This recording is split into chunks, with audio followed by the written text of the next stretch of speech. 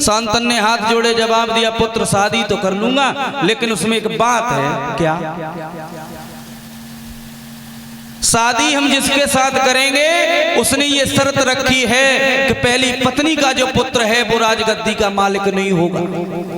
और जैसे ये बात सुनी तो पुत्र हंसने लगा, जवाब दिया, पिताजी भला कैसी बात आप कर रहे हैं? ये जीवन जब आपने दिया तो आपकी खातिर तो हम अपने प्राण भी न्यौछावर कर सकते हैं, और आप राजगद्दी की बात कर रहे हैं। अगर राजगद्दी की बात है पिताजी तो मैं आपसे कह रहा हूं आप शादी कर लीजिए, मैं आपको वचन देता हूं। और एक बात कही,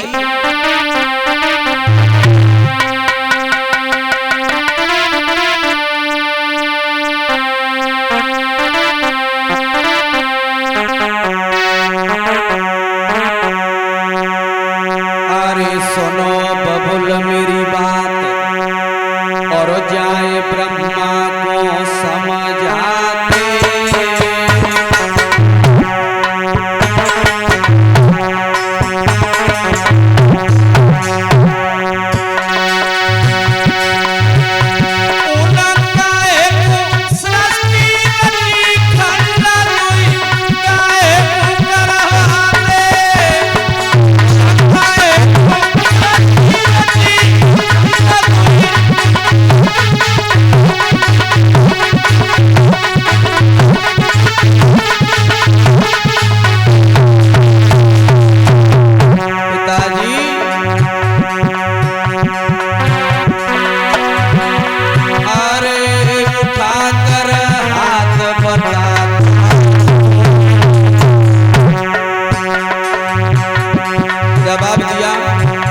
अगर आप ये सोच रहे हैं कि राजगद्दी का मालिक बड़ा पुत्र नहीं हो सकता है, तो मैं आपको वचन देता हूं पिताजी, आपकी कसम खाता हूं, मां गंगा की कसम खाता हूं।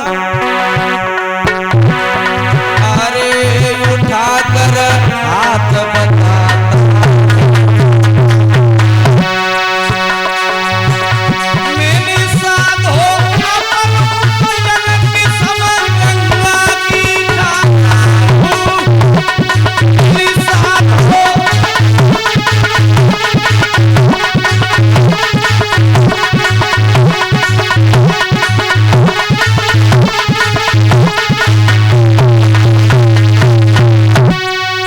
जवाब दिया, पिताजी मैं कसम खा रहा हूं अपनी मां गंगा की, तुम बात कर रहे हो राजगद्दी की, लेकिन आपको मैं वचन दे रहा हूं राजगद्दी तो छोड़ दीजिए, जीवन भर शादी नहीं करूंगा, बाल ब्रह्मचारी रहूंगा। और जब शादी नहीं करेंगे तो मुझे धन दौलत की कोई आवश्यकता नहीं होगी। मैं ये वचन देता हूं कि मैं बाल ब्रह्मचारी रहूंगा।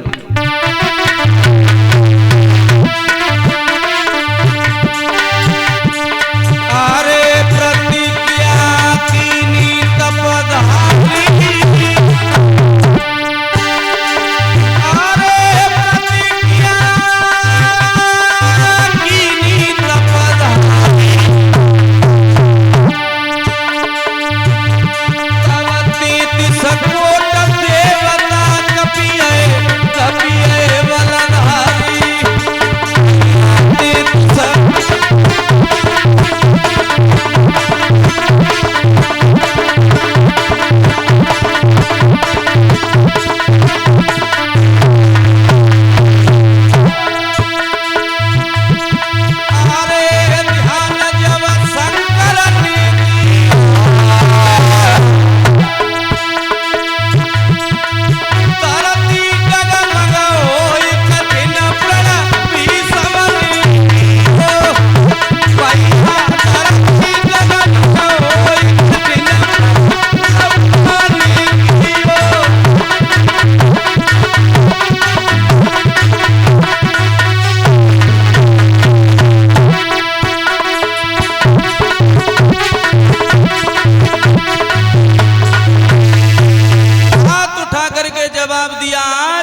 कि पिताजी मैं ये आपको वचन देता हूँ राजगद्दी छोड़ दीजिए, जीवन भर हम शादी नहीं करूंगा, बाल ब्रह्मचारी ही रहेंगे।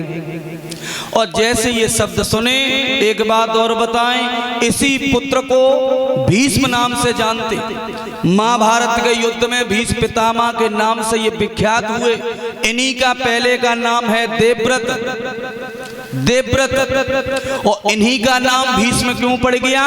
क्योंकि इन्होंने भीष्म प्रतिज्ञा की, पिता के सामने वचन दिया, मैया गंगा की कसम खाई कि मैं जीवन भर शादी नहीं करेंगे। और जब ये वचन दे दिया तो आज महाराज शांतनु ने निषाद राज की लड़की सत्यवती के साथ में अपनी शादी की।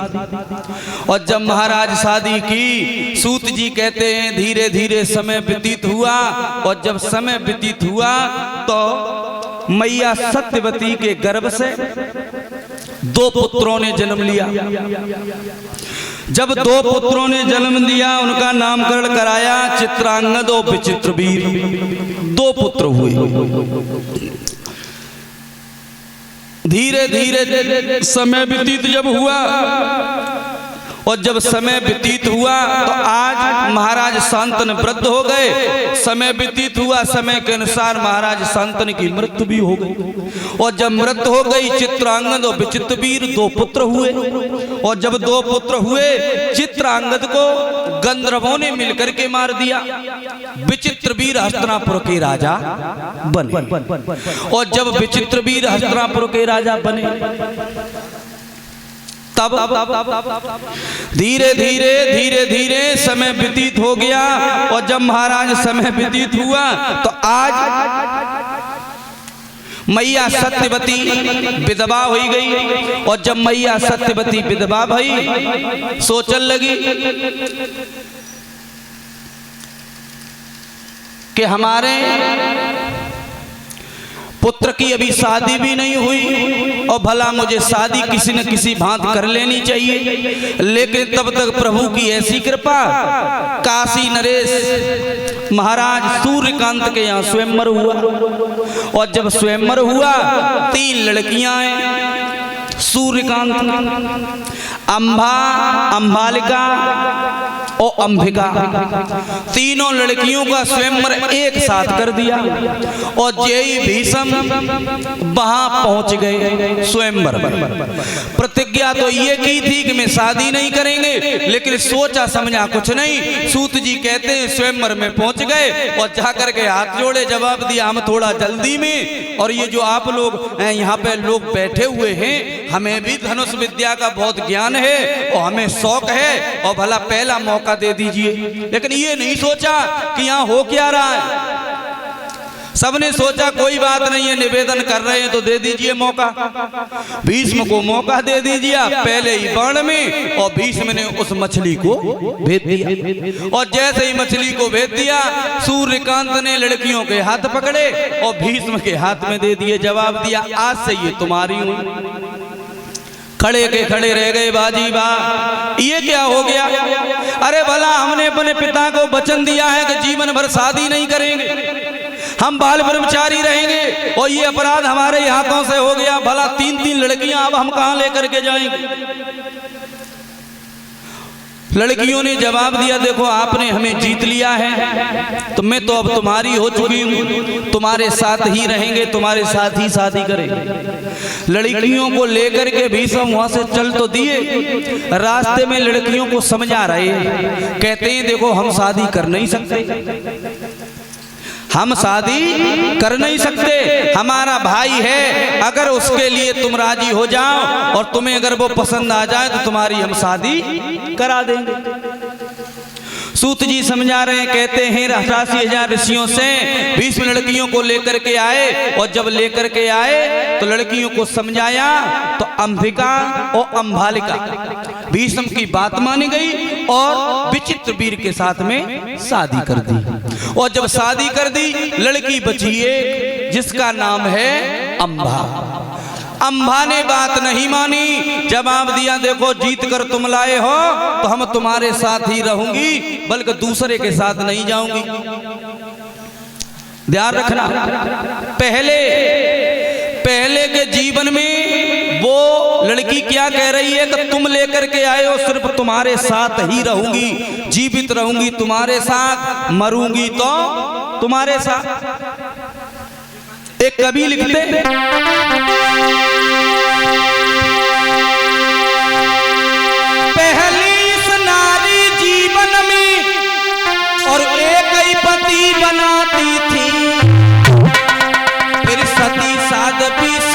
पति बेपतिव्रता कहलाती थी।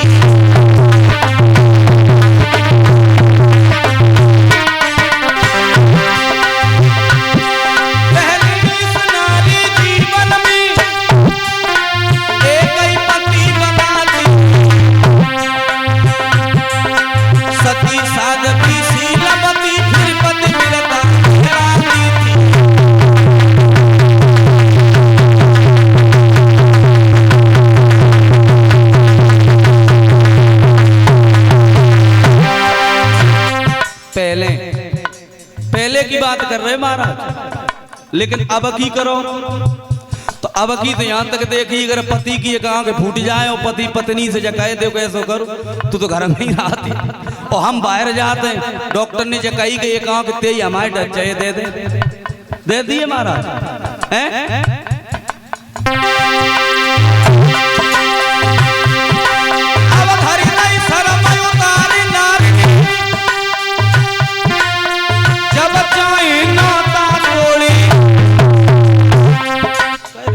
जवानो है? एक साइड फट गई तो दूसरी ले आ, दिक्कत का अब धरी दई सर उतारी नारी जब चाहे सोबे तले की शाम तलक कोई चारी पति बेकर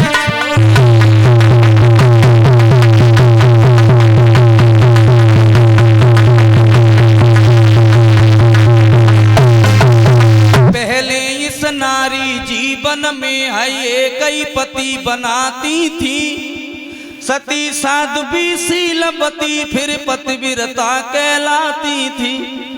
अब धरी दई शर्म उतारे नारी ने जब चाहे नाता तोड़े। अरे का जो दिक्कत हो तो दे तलाक सुबह तले की शाम तलक दुई चार पति वे। आज की बात कर रहे हैं, लेकिन इन सब लोग ठीक हो, इन काऊ की बुराई नहीं कर रहे, हम काऊ की नहीं बुराई कर रहे, तुम सब लोग बढ़िया हो।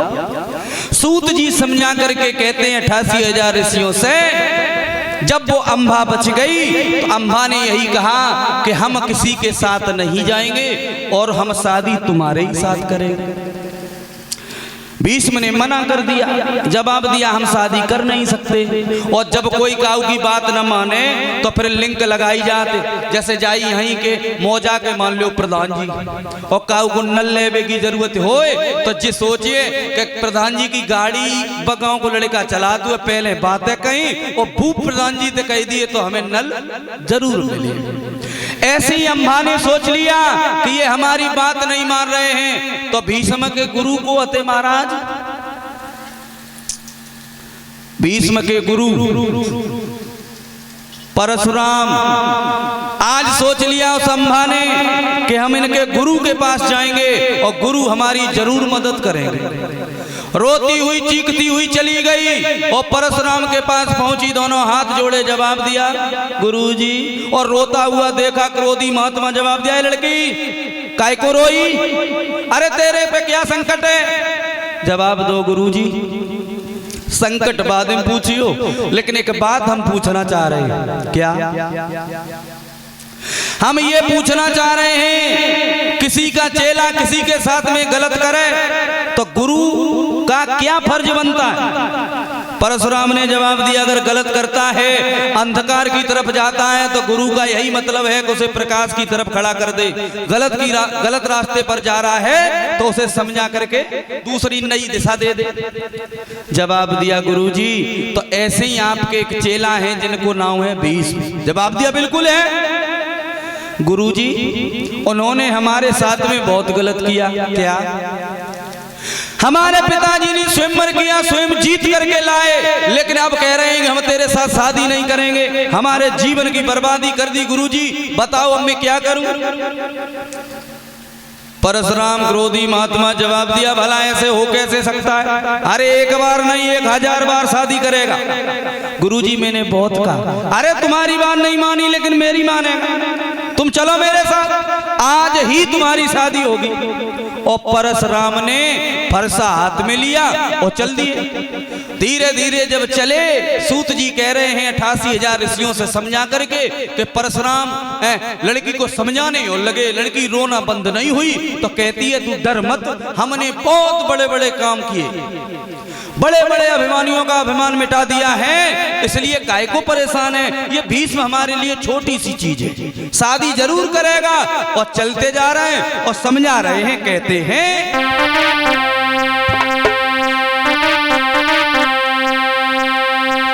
आज सुन की अबानिया अम्मा की परशुराम कहती सुना है, चिंता जी हमें मत करी, हम चेला दिए समझा।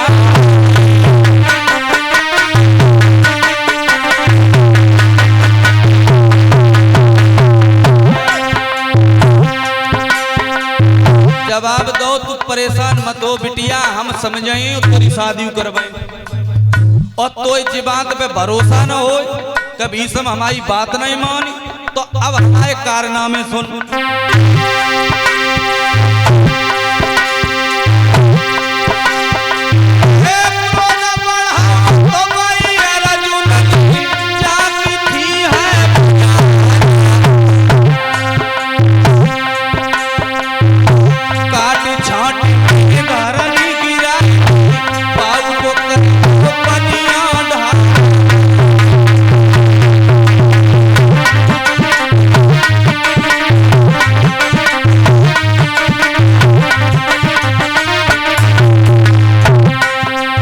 जवाब दिया, अंबा परेशान होने की बात नहीं है, मैं उस अर्जुन की बात कर रहा हूं जिसके 1000 भुजाएं थी, सहसा बाहु अर्जुन। एक दिन उसका भी हमने अपमान कर दिया, इतना बलवान था, लेकिन हमने लली कोई छोड़ो ना है। तासो मेरी बात सुन और बताएं।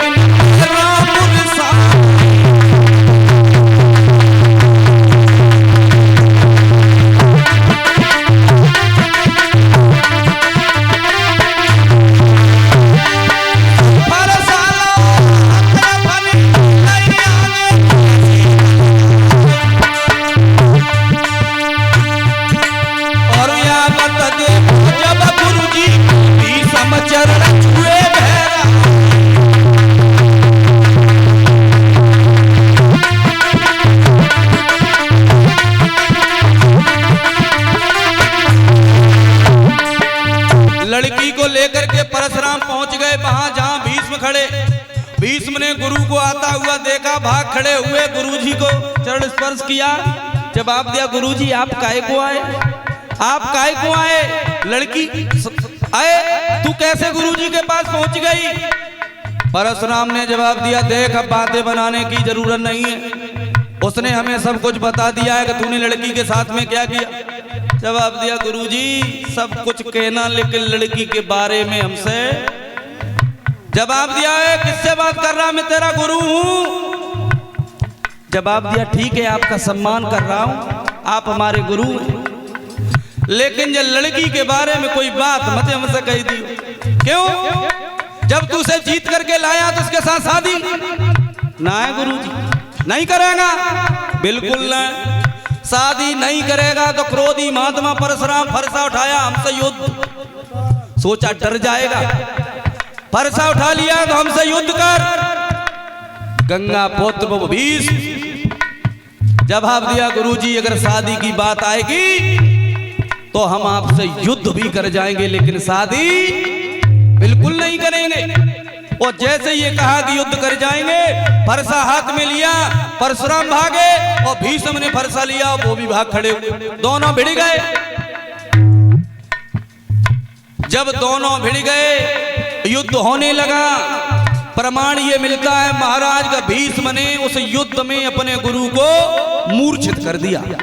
और जब परशुराम मूर्छित हो गए, मूर्छा जागी, खड़े हुए, और जैसे ही खड़े हुए एक दूसरे की जान के दुश्मन बने हैं, फिर फरसा उठाया और भाग खड़े हुए।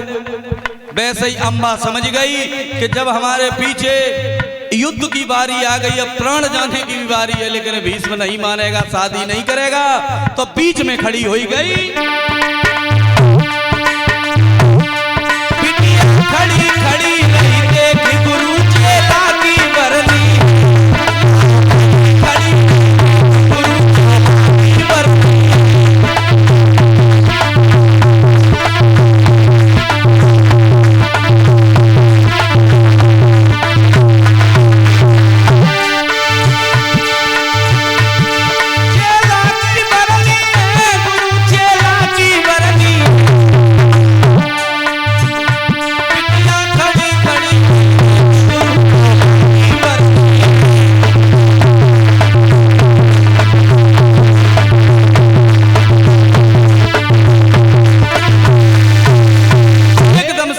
भागी और जाकर के दोनों के बीच में खड़ी हो गई। जवाब दिया, रुक जाइए। क्यों जवाब दिया परशुराम से? गुरुजी, इसमें कोई फायदा नहीं है, आप एक दूसरे की जान के दुश्मन बन गए हमारे प्रति। अब ये युद्ध रोक दीजिए, इसका मैं स्वयं फैसला करती हूँ। क्या भीष्म मुझे जीत करके लाए, भीष्म ने हमारा जीवन बेकार कर दिया। इसी समय इसी वक्त दूसरे के साथ तो नहीं जाऊंगी, अपने प्राणों को त्याग रही हूं, लेकिन भीष्म तुम्हें श्राप देती हूं, आगे चल करके अगर तुम्हारी मृत्यु होगी तो तुम्हारी मृत्यु का कारण मैं ही बनूंगी, तुम्हारी मृत्यु का कारण मैं ही बनूंगी, हमारे कारण ही तुम्हारी मृत्यु होगी। ये वचन दे करके